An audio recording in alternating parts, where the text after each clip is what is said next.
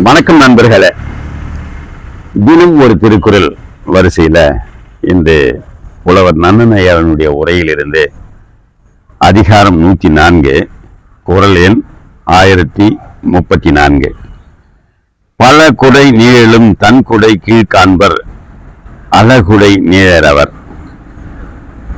சொற்பொருள்: அழகு உடை நீழலவர்.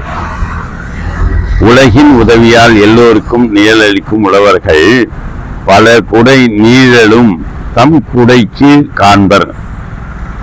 பற்பலர் தரும் நலன்களையெல்லாம் தம் உழுப்படையினாலேயே தரவல்லார்.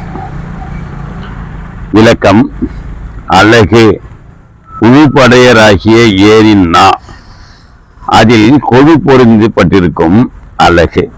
நெற்கதிர் என்னும் பொருள் பொருந்தியதாயின் கொள்க. உழவால் விளைவது நெல் மட்டுமன்றே, வேந்தரவர் தம் கொற்ற குடையால் தம் மக்களுக்கு நிழலளிப்பர். உழவர் தம் உழுப்படையின் நாவால் உலகிற்கே உணவளிப்பர். உழுப்படையின் சிறப்பால் வேற்றரசர் நாடுகளும் தம் அரசரின் குடைக்கு ஒண்ட வரும் என்பதுமாம்.